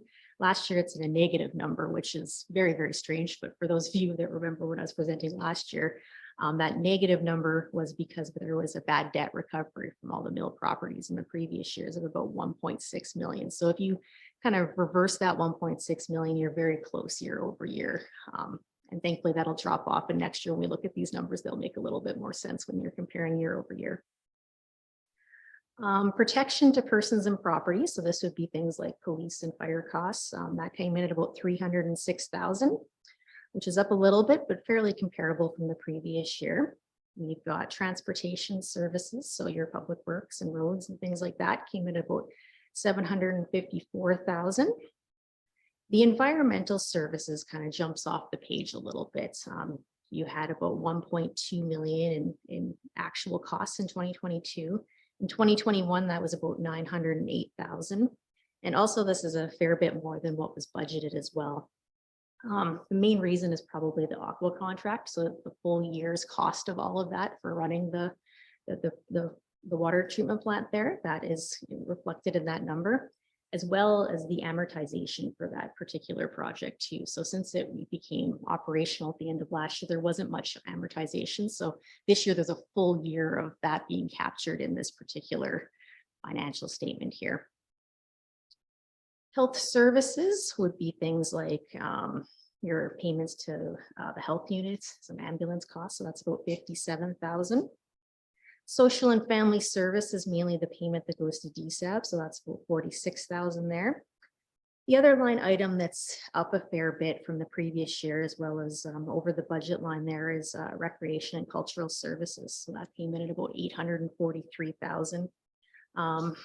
Full year of operations, right? Like there wasn't any COVID impact for the most part in 2022. So marina use was up, gas, all that type of stuff was up as well. So that's all kind of included in that particular line item, but you can see there that it is a little bit over budget. And then planning and development, that's coming in at about 205,800. That is up a fair bit from the previous year, but there is some reasons for that. You received some one-time funding for an RV study, as well as strat plan, as well as money to look at the website review. So all of those costs are included in that particular line as well. So I guess here at the end, when we're just taking a look at that, you can see the annual surplus, I should say the PSAB annual surplus is sitting there at 1,548,964. But really, when you guys are probably looking at your budgets and everything, it looks a little bit differently than the way that I present these financial statements, right? So it might actually help a little bit to flip to the next page, page number 8. And it kind of is your statement of change in net financial assets. And I kind of like this particular schedule, especially maybe as somebody that would be looking at this, maybe trying to see how this would tie into what you kind of had budgeted. This gives you a little bit better idea. It starts with your annual surplus that I just talked about it from the previous page, that 1.5 million.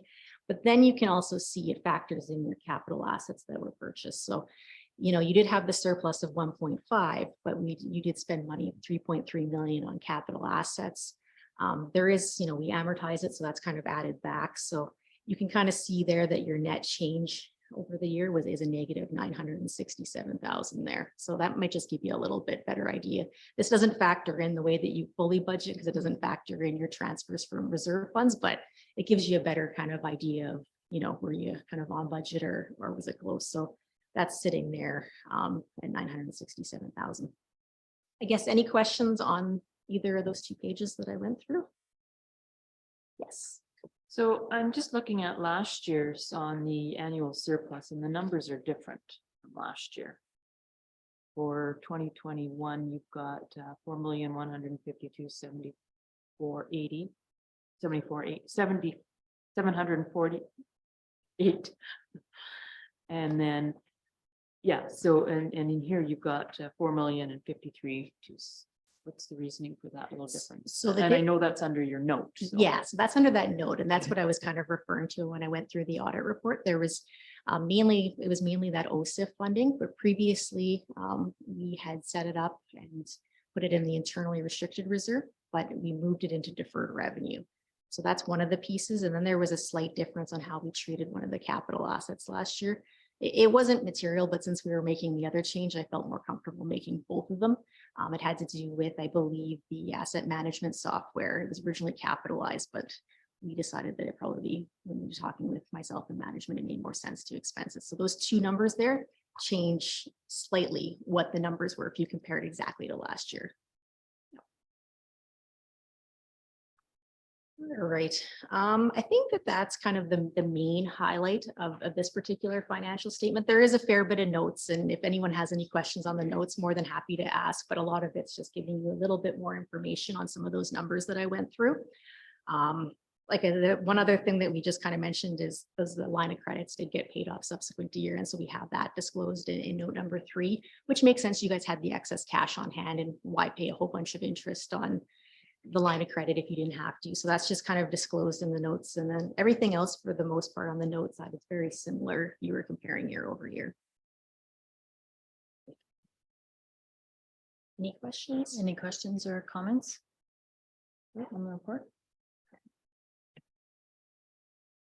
Am I going over the library report? Sure. This one will be very quick. There's not a whole lot in the library board. So I guess just to quickly go through this one too, I won't spend as much time on the independent auditors report, but that is also on page 2 and 3. And you know how I was mentioned that there's 4 different reports. Well, this one's a clean audit opinion. So this one is fully in accordance with Canadian public sector accounting standards. So there's no qualifications on this one. So that's the good news story there. And that's the kind of the key takeaway from those two pages. And then if we go to page number 4, this would be the statement of financial position for the library board. So same kind of format as previously when we went through the township's financial statements, but obviously some much smaller numbers here. On the financial assets side, we've got kind of 3 categories. We've got cash. So cash that was sitting in the bank there was about almost $6,000. Government remittances receivable, which would be the HST rebate, was $894. And then the amount that is owing from the municipal or the township itself is sitting there at $15,966. So all in all, you've got about $22,815 there in financial assets. Accounts payable and accrued liabilities comes in at about $3,560, which is mainly just some library books that was ordered near year end, so it got paid off in January kind of thing.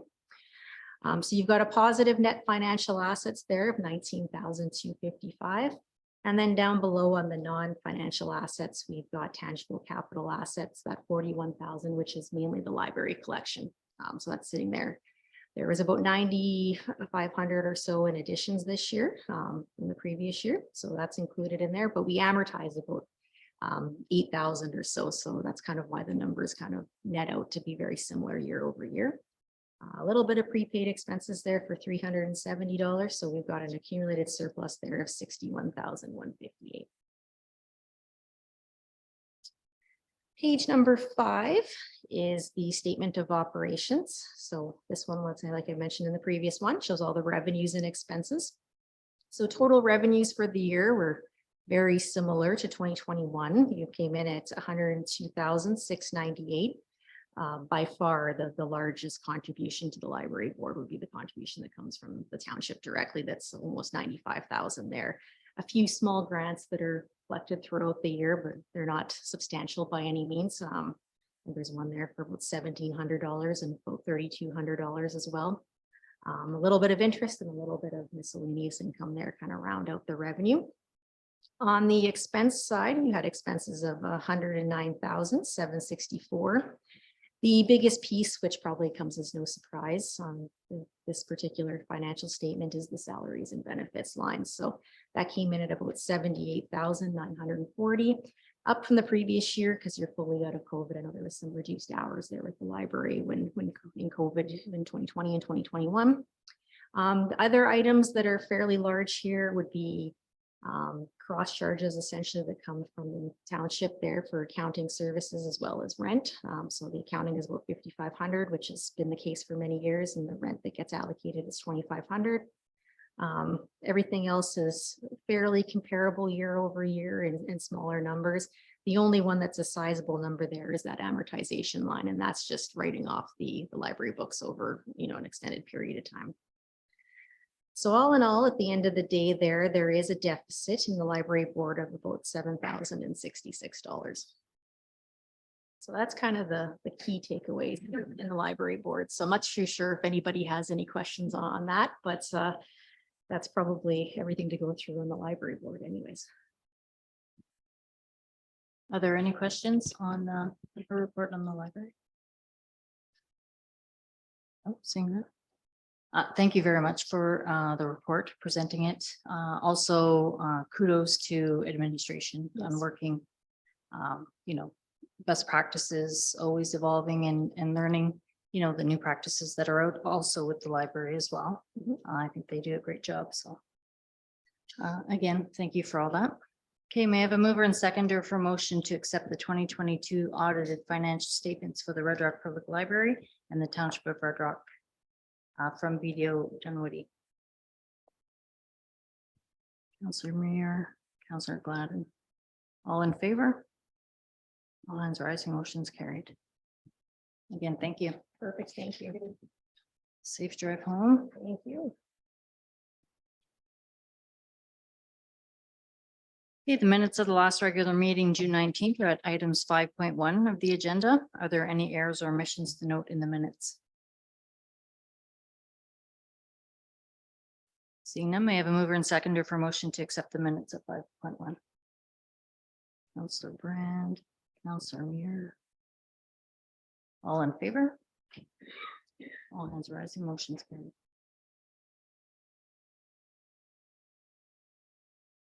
Hey, information purposes only relating to requests from other municipalities. Do any members of council have any questions or wish to support the resolution? Councilor Muir, Yeah, I'll put a motion into support.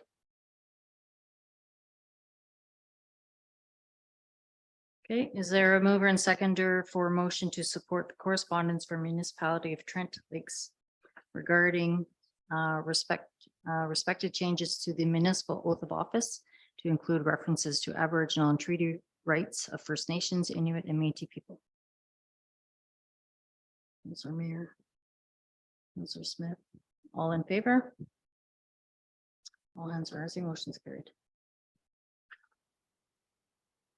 Okay, we received a thank you from the Red Rock Fish and Game Club for the donation to the annual trout derby. Any members of council have any remarks on this? I think everyone had a great time. It was nice to see. Okay, information purposes only relating to minutes of the Thunder Bay District Health Unit Board meeting on May 17th, 2023. Any questions or remarks? None.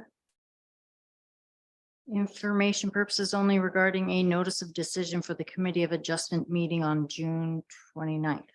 Do any members of council have any remarks? Committee of Adjustment is quite busy. We go from nothing to having only almost meetings monthly, so it's great to see. We're learning a lot. Item 6.5, information purposes only regarding a summary from the NOMA board meeting on June 20th. Do any members of council have any questions? None. Information purposes only regarding an update from the DSAB board. Any members of council have any questions? Seeing none. Information purposes only regarding a news release from the federal government on a timeline for Ontario to take action on boreal caribou conservation. Any members of council have any questions or remarks? Seeing none. Information purposes only regarding the open and closed session minutes from the DSAB meeting on May 18th, 2023. Any members of council have any questions, or remarks?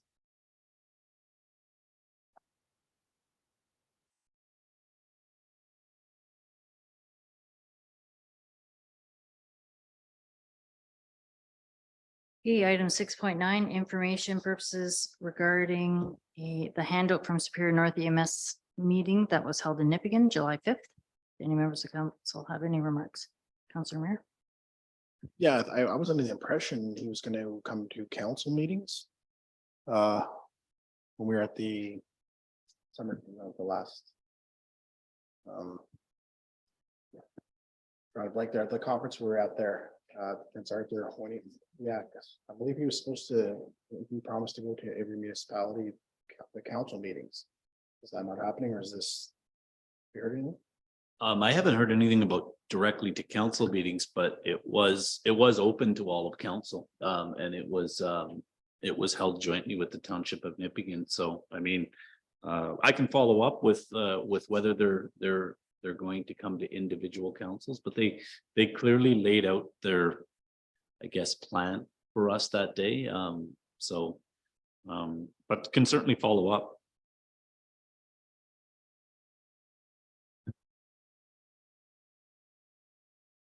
No other comments? Okay, 8.4 is an addition to the agenda from the Committee of the Whole meeting this afternoon. Do members of council have any remarks or discussion on this item?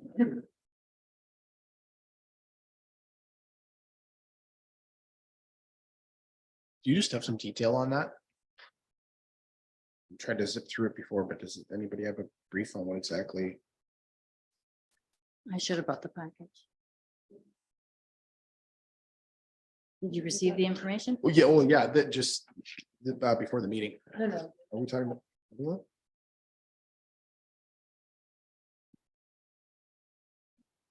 Nope. So there was an application to sever, not to sever the property. It's rezone a property from rural to not gonna think of the words. No. Yeah, extractive use, right? Because they want to start a quarry. Okay, Yeah, so gotcha. we had the homeowners that the property was severed a few years ago, right? So the closest home has no problem with it. Gotcha. So they would have to be using McGuire Road. There's somewhat of a road already in place to go to this property, so they're gonna maintain it. If there's blasting on site, the closest residence is 1.5 miles away, or 1.5 kilometers, I believe. We did have a resident from Cantley Road that was worried about possible any negative effects to their wells. They don't believe that that should be a problem because they are quite a distance away. The members at the meeting didn't ask some questions. They were all answered and we didn't have any issue with moving it forward to council meeting. Do you guys want to say anything to that? Did I catch it all?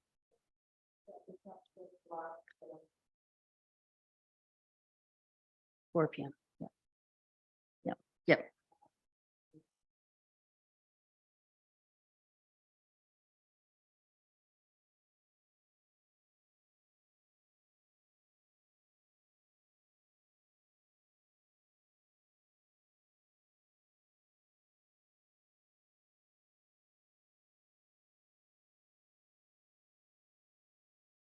Okay, is there a mover and seconder for motion to where am I? Yeah, is there a mover and seconder for a motion to receive the minutes? Counselor Brennan. Counselor Gladden. All in favor? All hands rising, motion's carried.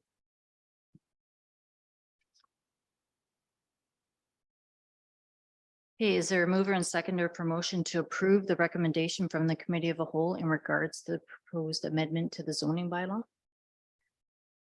Counselor Brand. Counselor Gladden. All in favor? All hands rising, motion's carried.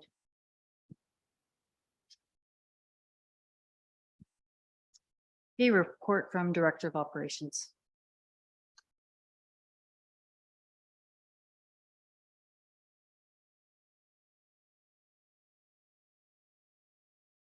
Do any members of council have questions on Blair's report?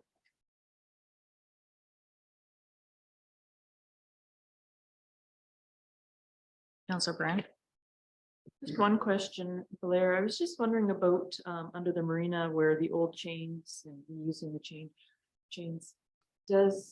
Are those chains, are you and Public Works allowed to make those repairs yourselves, or they have to be under somebody who's got a? Well, we're not ticket? equipped to make that kind of change. Okay, These are submerged chains that are anchored to moorings under the water, so that's why we have to get a dive crew in. Councilor Muir. Yeah, just a quick one. Is the road and sidewalk sweeping completed in the township? Well, we've been sort of chipping away with the machine that we have, just the Bobcat sweep. Okay, Yeah, it's not completely swept, but okay. And then the summer students, was that through a grant here? Yeah.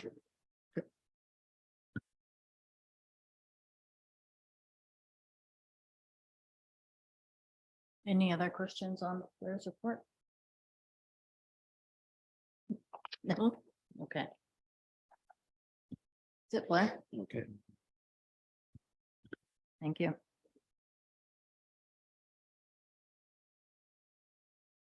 Okay, is there a mover and seconder for motion to receive the report? Councilor Smith. Councilor Gladden. All in favor?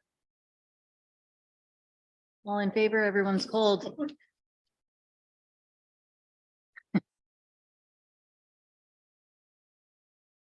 Okay, report from Community Development Officer. Welcome, Ashley.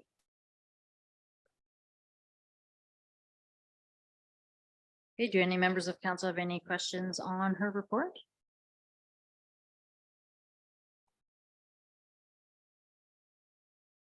Councilor Mayor. Yeah, just they're on the recommendation for that. It mentioned rebranding, so I was wondering like, because the website's still kind of inadequate and we've got existing signage. Are they planning on changing logos and stuff? And what would the extra costs be to sort of rebrand?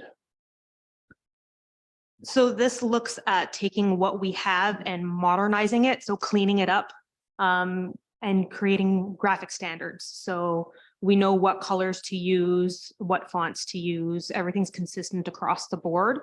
There is an opportunity, part of this project is looking at part of that, taking what we have and modernizing it. Does look at through community consultation, whether or not community members are happy with what we have in terms of a community image and what that looks like. Part of the $60,000, if we decide to go through that out of that community consultation, could mean redeveloping a logo for the township. So this looks at community feedback as well as what's existing. If that answers your question. Yeah, I just was wondering because it looks like it could get expensive. That's all. So that's all included in this Yeah. price that we've received from the consultants. Is through that community consultation piece will determine whether or not the community feels that they connect with the existing image and branding that the community has. And the redevelopment of a logo and branding for the community is included in that price, should that be the direction that community consultation goes and council decides to go in that direction. So that project is split into two components. One is the rebranding, the modernization, branding standards and guidelines. And the other portion of that is the interpretation component of it. So wayfinding signage, consistency in all of our hiking trails, trailheads, interpretation signs around town, that type of thing. But everything that would come out of this would give us the baseline we would need to then apply for funding to get a website developed, because we have all of the themes and the codes and the templates and the standards determined to get additional signing projects done through funding partners. This creates essentially an action plan for us. Councillor Smith. So kind of follow up to that then. Do you know if there is going to be funding for website once we get this other?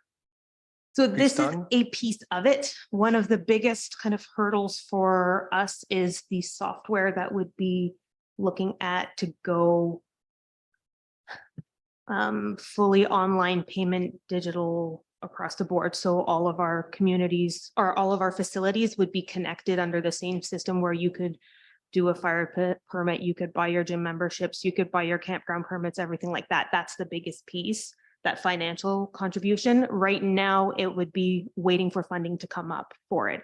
So this is another piece of that larger puzzle to get the website fully developed. So we can pick away at smaller pieces. And then once the funding comes up, do the whole shebang. So unfortunately, the way the funding is right now, that's the way we have to go about it, is to get all of those pieces together and have something ready when the funding becomes available. So we've got our buckets and we're chasing raindrops. Any other questions or comments? I want to thank you for all your work on the Canada Day. I can't say that. You stuttered too much. Yeah, July 1st celebrations. Great job. Thanks to the volunteers as well. And I know you're still looking, or will be looking for volunteers for the Paiute Run. Yes, so Correct, the so- Paiute Mountain Run takes anywhere between 30 to 50 volunteers to run successfully. So if anybody wants to volunteer for anywhere from 30 minutes to 2 hours, that'd be greatly appreciated. And we had our early bird winner today, won 2 free passes to the folk festival for the weekend. So they'd never been to the folk festival and are super excited to go see it. And it's someone from Thunder Bay who will be coming down for the Paiute and to the folk festival. So that was a donation from the folk festival to help encourage registration for the Paiute. Great, that's fantastic. Thank you. I do have one addition that was missed under direction discussion. The Sonora Sailing Regatta will be coming to Red Rock the end of this month again. There are 10 boats, approximately 25 sailors who will be here arriving on July 31st with their layover on August 1st. And they will be sailing out again on August 2nd. So you will see them moored in the marina and doing activities around the waterfront area, as well as out in the bay with their sailboats. So they'll be doing a local a potluck for all of the boaters on the Monday when they arrive, and then going up to the Quebec Lodge for a banquet. But as similarly to last year, they are requesting for use of the showers. So that is something that I'm requesting from council, whether or not I can pass on to the boaters that we can provide them with free showers for the 3 days. So I have no problem with that, but maybe we should also ask if they need anything else, because last year, remember, it was last Yes. minute.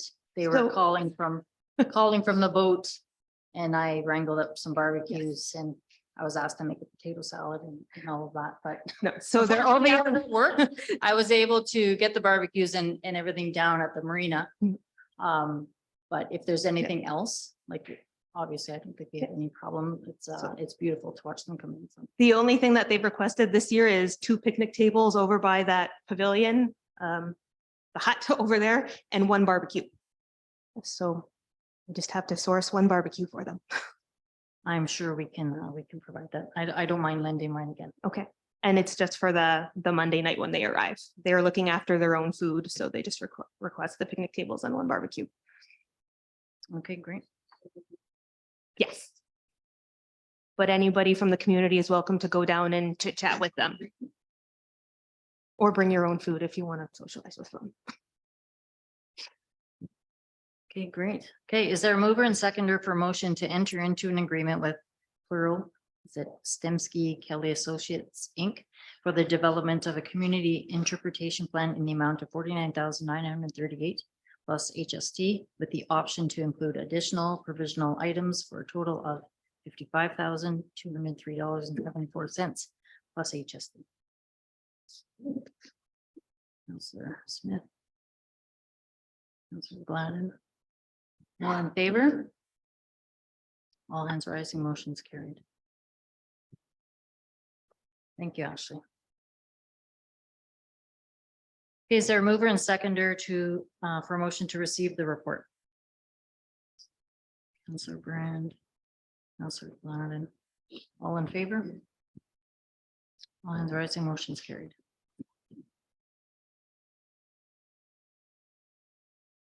Okay, next up is the CEO.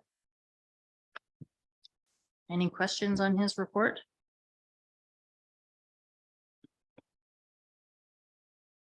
Okay, then you can just provide. Yeah, for sure. So Superior North EMS meeting, which was held in Nippigan, July 5th. Clear direction coming out of that meeting was that the consolidation of the 2 bases will happen. The ask of each community was to provide suitable locations if that was the direction and or land that's available. So we are looking at land. I spoke with them again last week. I'm also reaching out to MTO to talk about the old Wayscale properties. So I have a meeting with them scheduled for tomorrow, I believe. If it's not tomorrow, it's Thursday. But from the direction from council, providing suitable locations, how it would work is, if both communities, the Township of Nippigan as well as the Township of Red Rock, both said we have said property, they would make that decision. And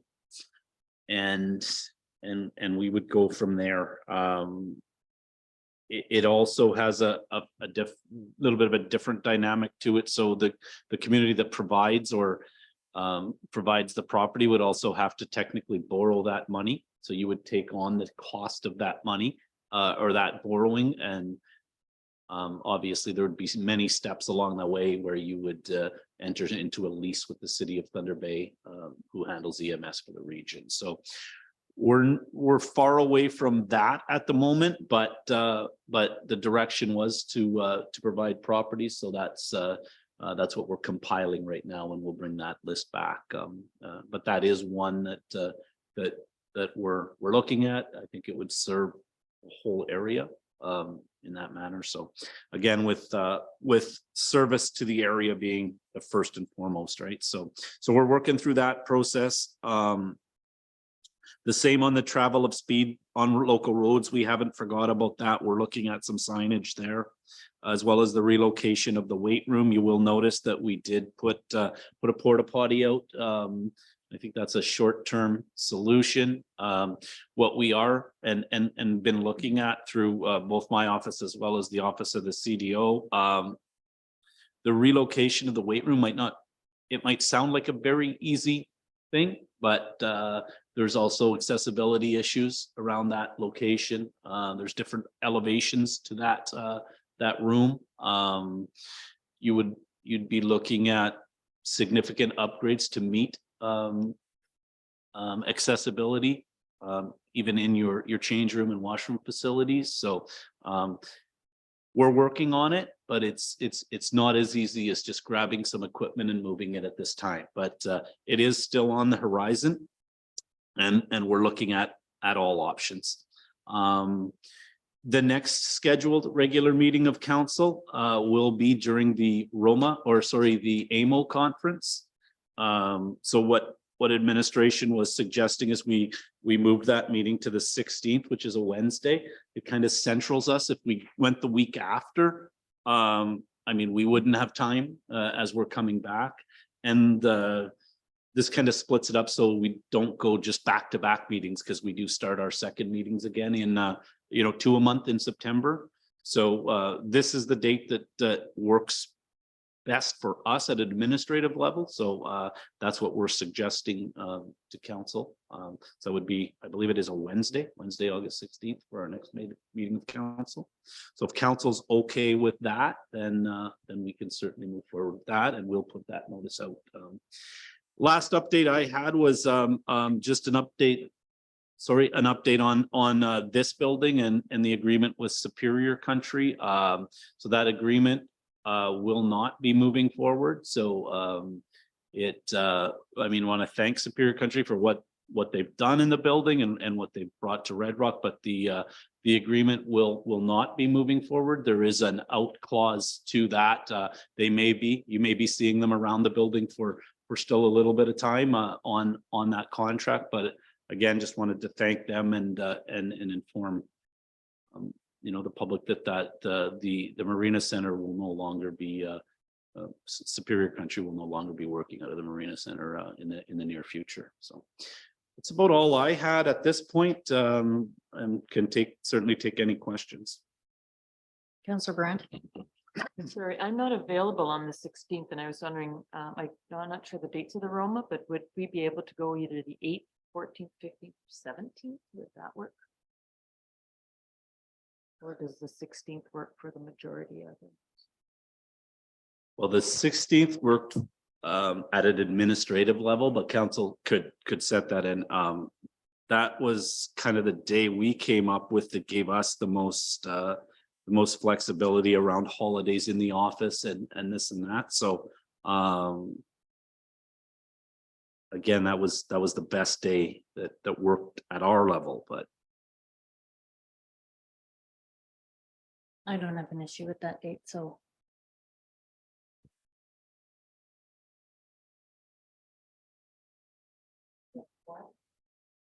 I don't have a life, so I'm good with it.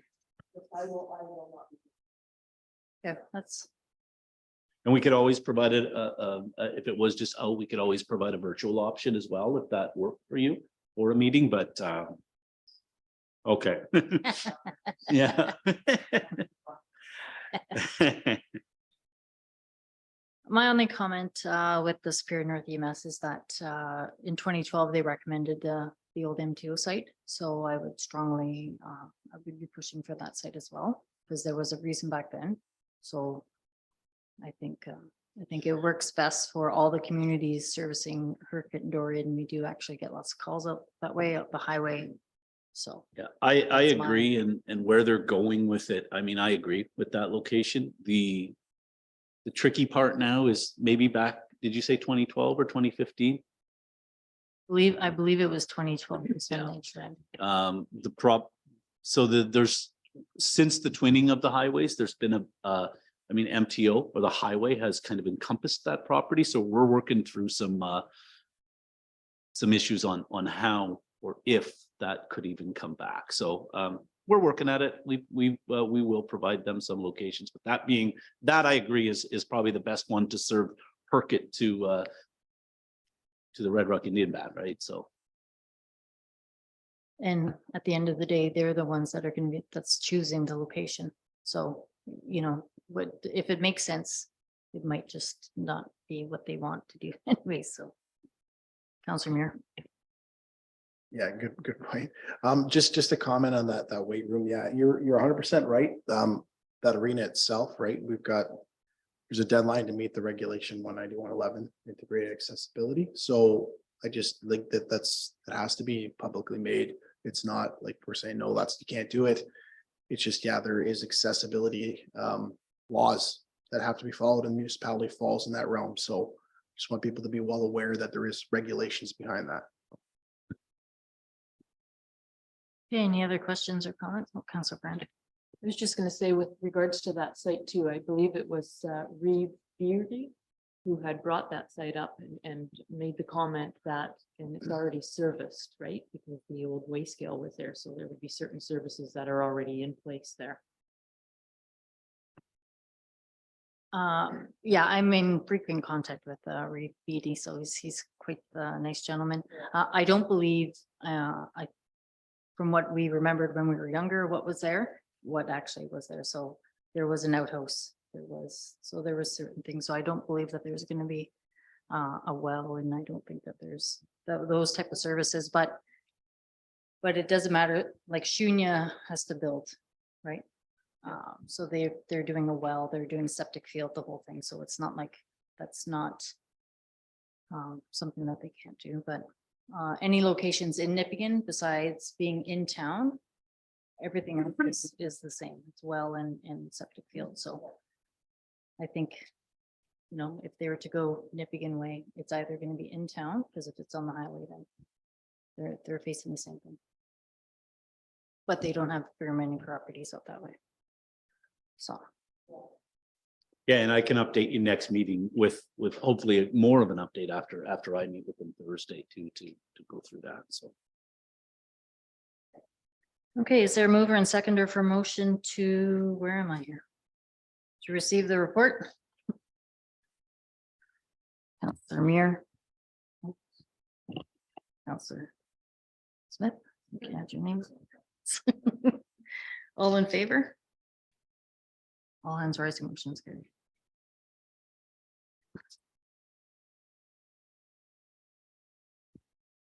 Okay, next item 9.1 is an addition to the agenda from council's decision on the zoning bylaw amendment. Does council have any questions? It's all just formality here. Is there a mover and seconder for motion to approve the bylaw? Councilor Gladden. Councilor Muir. All in favor? All hands rising, motion is carried.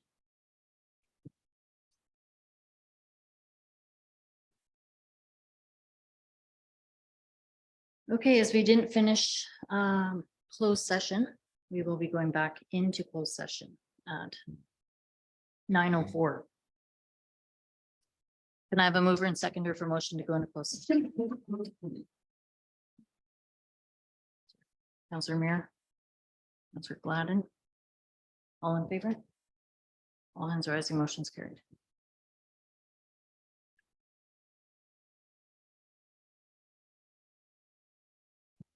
Okay, rising from closed session, council discuss personal matters and acquisitions or dispositions of land in closed session.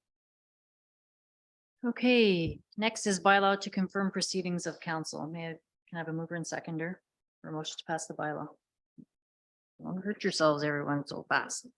Councillor Muir, Councillor Smith, all in favor? All hands rising, motion is carried. Please be advised that next meeting in August will be held on Wednesday, August 16th. So that's just a reminder for everybody. And time being 9:43, the meeting is adjourned. That's it.